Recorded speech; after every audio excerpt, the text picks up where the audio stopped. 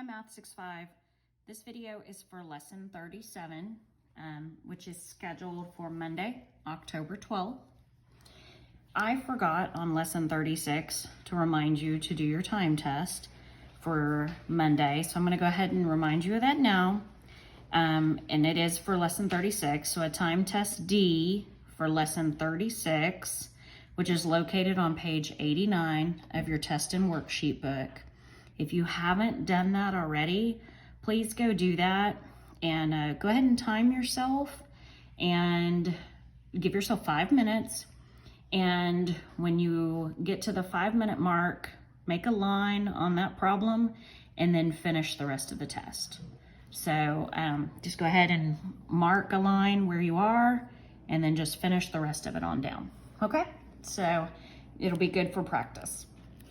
Okay, lesson 37, we're going to talk a little bit about fractions, particularly pictures that represent fractions. But first, let's just review really quick a little fraction wording. So as a review, when we have a fraction such as, let's say 1/2, the number on top is the numerator. The number on bottom is the denominator. So in this case, the 1 is the numerator, the 2 is the denominator. I remember that as denominator and down both start with D. This is how I remember it. You don't have to remember it this way. So down and denominator. So that's how I remember it. The number that is down is the denominator. Okay, so that's just a good little fraction review to always keep that fresh in our mind. So we have pictures that can represent fractions, right? So we see these pictures. Each of these pictures represents a fraction. And the fraction that each of these pictures happens to represent is 1/2. Now, how did I get that? There are a total of 2 parts, which is your denominator, and one of them is shaded.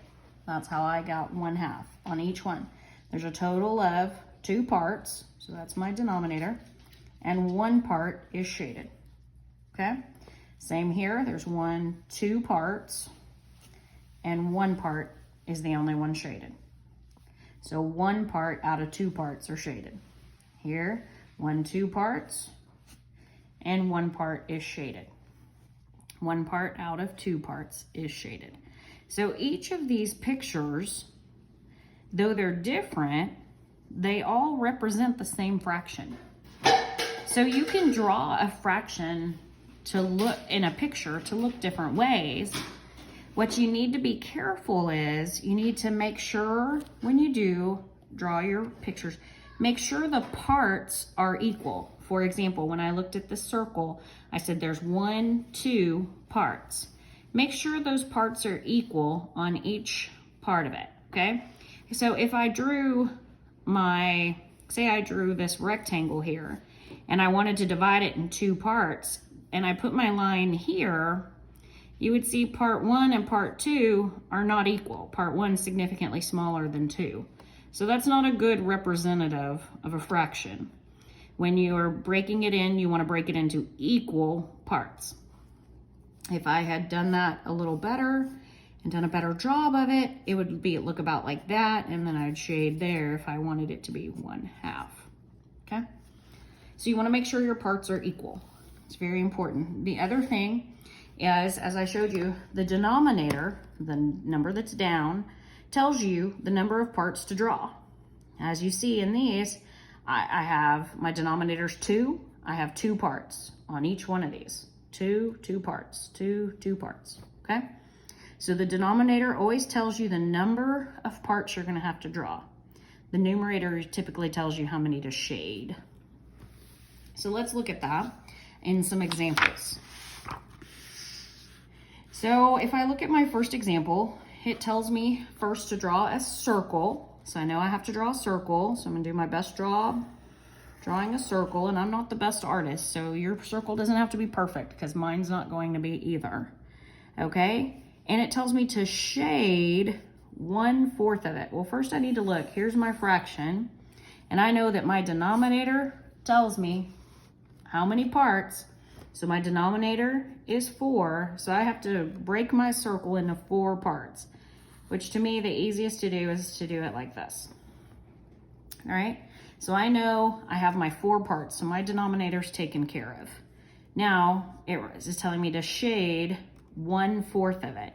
So out of my 4 parts, I'm gonna shade how many my numerator tells me to shade, which is 1. Okay, so I'm gonna draw a circle and shade 1/4 of it, which would mean 1, 2, 3/4 of it is not shaded. All right, let's look at another example.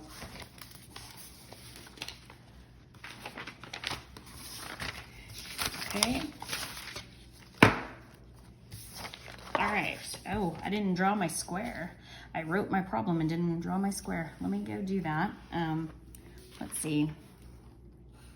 Let me do real quick, draw a square. And let's see, I have to do 4 parts. And it says the shaded portion of the square is 1/4. So I shade 1 out of a total of 4 parts. That's where I got that. I should have already had this square drawn. This is not part of the problem. I'm just explaining to you. So I had to have 4 total parts, 1, 2, 3, 4, and I shaded 1 of them, okay? So that's just me catching up because I didn't put my square on there.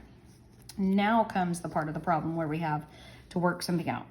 Show another way to shade 1/4 of a square. Now remember, all of these different examples showed me 1/2, except for that one. These examples all showed 1/2, so there's more than one way to do our shading. So I'm gonna show another way to shade 1/4 of a square. So it needs to look different from my original one. So let's say I have my square here. It's more of a rectangle. Let me try a square. Okay, square. And I'm gonna cut it in 4 parts. So I'm gonna cut it right there into 1, 2, 3, 4 parts. Okay, I know I need 4 parts because that's my denominator. Now it tells me to shade, and I always pay attention to my numerator, 1 out of the 4 parts. So any of them will do, but as long as you only do 1. And I'm gonna shade 1, and that would be my answer. Okay, moving on, one more example. Using pictures, draw a circle. So now I have to draw a circle, so I'm gonna go ahead and do that. And shade 2/3 of it. Now I need to know how many pieces I have to do, cut my circle into.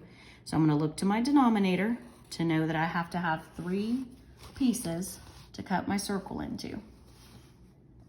Okay, so to cut a circle, it's a little tricky sometimes, but it's like cutting a pie. You know, you have to kind of think of it like that. That's the best way I can cut it into 3 pieces. So I have my 3 pieces, 1, 2, 3, 1, 2, 3. There we go.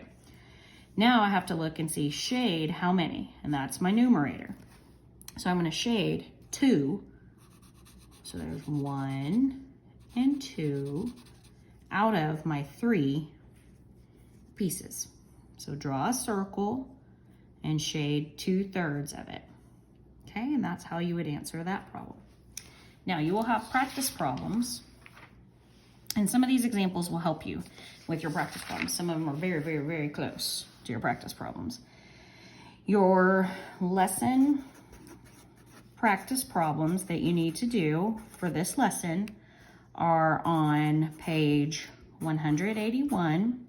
There's only 4 of them. There's A, B, C, and D. Let me bring those on screen for you. A, B, C, and D. That's all you have to do, and then have your parents check them over. And there will be a video coming for lesson 38. Let me know if you have any questions.